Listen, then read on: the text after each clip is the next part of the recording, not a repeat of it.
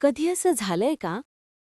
तुम्ही एखाद्या खोलीत गेलात आणि तिथे का आलात हेच विसरलात. कधी एखाद्या महत्वाच्या व्यक्तीला भेटलात आणि काही सेकंदातच त्याचं नाव विसरलात. कधी पुस्तक वाचलं, लेक्चर पाहिलं, मन लावून अभ्यास केला, पण काही दिवसांनी डोकं पूर्ण रिकामं वाटलं. आपण लगेच दोष कोणाला देतो? माझी स्मरणशक्ती कमजोर आहे. मला गोष्टी लक्षात राहत नाहीत. माझा जन्मच तसाच आहे. पण जर मी तुम्हाला सांगितलं की एक धक्कादायक सत्य आहे, स्मरणशक्ती ही प्रतिभा नाही, ती जन्मजात भेट नसते. स्मरणशक्ती हे एक कौशल्य आहे आणि ते ट्रेन करता येतं. आजपासून 100 वर्षांपूर्वी मोबाईल, गुगल, नोट्स ॲप्स नसताना एका माणसाने मानवी मेंदूचा खोल अभ्यास केला आणि सांगितलं, तुमची स्मरणशक्ती परफेक्ट आहे. फक्त ती कशी वापरायची हे तुम्हाला शिकवलं गेलं नाही.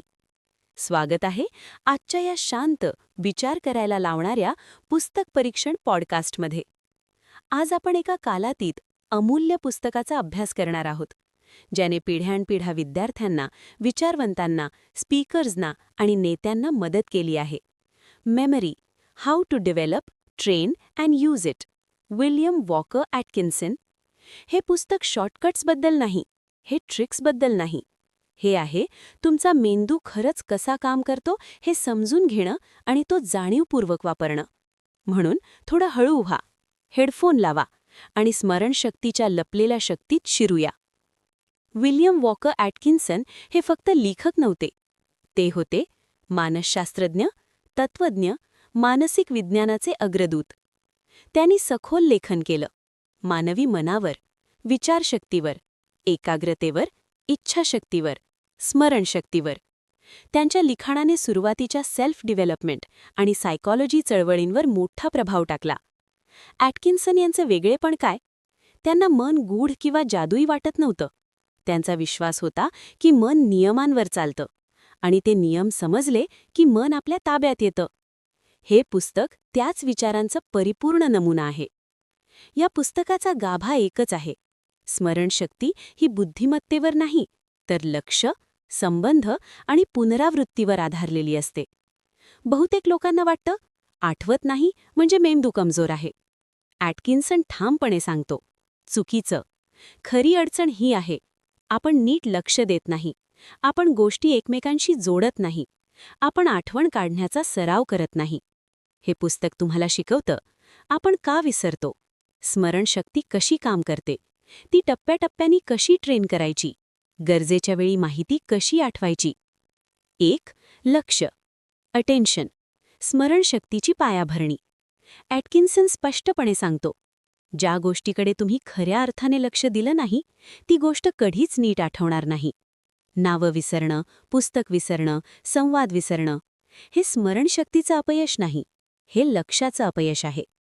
स्मरणशक्ती त्या क्षणापासून सुरू होते जेव्हा तुम्ही पूर्णपणे उपस्थित असता. जास्त आठवायचं असेल तर वर्तमानात राहा, विचलन कमी करा, जाणीवपूर्वक लक्ष केंद्रित करा. स्मरणशक्ती मेहनतीने नाही, तर सखोल लक्षाने मजबूत होते. नंबर 2. संबंध, असोसिएशन, मजबूत आठवणीचं रहस्य. या पुस्तकातील सर्वात महत्त्वाचा धडा म्हणजे संबंध. आपला मेंदू गोष्टी वेगळ्या ठेवत नाही, तो त्या एकमेकांशी जोडतो. ॲटकिन्सन सांगतो, मन साखळीप्रमाणे काम करतं. एक इलायदा दुसरीला ओढते. आठवण संबंधांमुळे जागी होते. म्हणूनच गाणी माणसांची आठवण करून देतात, वास बालपणात घेऊन जातो, ठिकाणं जुनी आठवण जागवतात.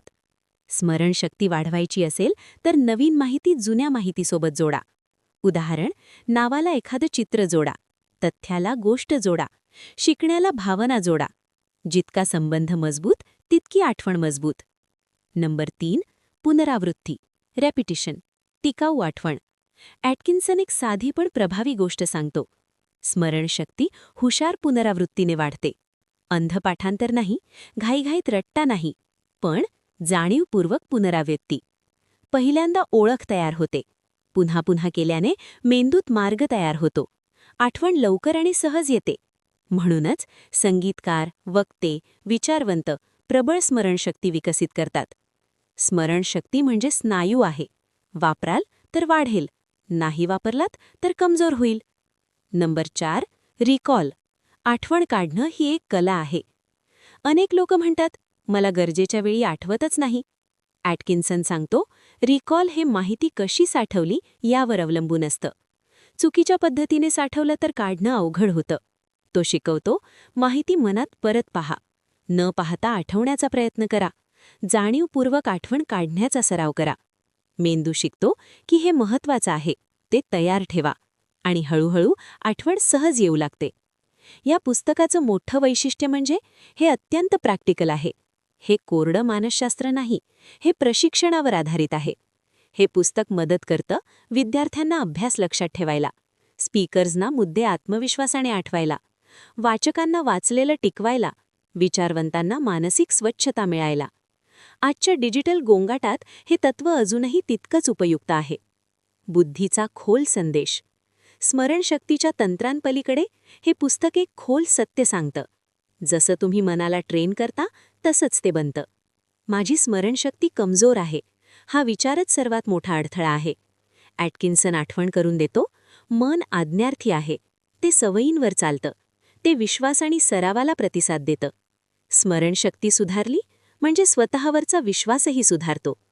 हे पुस्तक योग्य आहे विद्यार्थ्यांसाठी, वाचकांसाठी, कंटेंट क्रिएटर्ससाठी, स्पीकर्ससाठी, आयुष्यभर शिकणाऱ्यांसाठी, मानसिक धार वाढवू इच्छिणाऱ्यांसाठी. जर तुम्हाला वाटत असेल, मला पटकन विसरायला होतं, हे माझं सामर्थ्य नाही, तर हे पुस्तक शांतपणे सांगतं, तुम्ही चुकीचे आहात आणि हे कसं बदलायचं ते इथे आहे. Memory, William Walker Atkinson. हे मॉडर्न आणि चमकदार पुस्तक नाही, ते आहे शांत, शिस्तबद्ध, प्रामाणिक. ते तुम्हाला शिकवतं, तुमची स्मरणशक्ती तुटलेली नाही, ती फक्त ट्रेन झालेली नाही. ज्या जगात आपण सगळं मोबाईलवर ठेवतो, तिथे हे पुस्तक सांगतं, तुमची मानसिक शक्ती परत मिळवा. स्मरणशक्ती ट्रेन केली तर लक्ष वाढतं. लक्ष वाढलं तर मन मजबूत होतं. आणि मन मजबूत झालं तर आयुष्य स्वच्छ होतं. ऐकल्याबद्दल धन्यवाद. हा एपिसोड तुम्हाला विचार करायला लावला असेल तर एक क्षण थांबा, श्वास घ्या आणि लक्षात ठेवा, तुमचे मन तुमच्या कल्पनेपेक्षा कितीतरी शक्तिशाली आहे.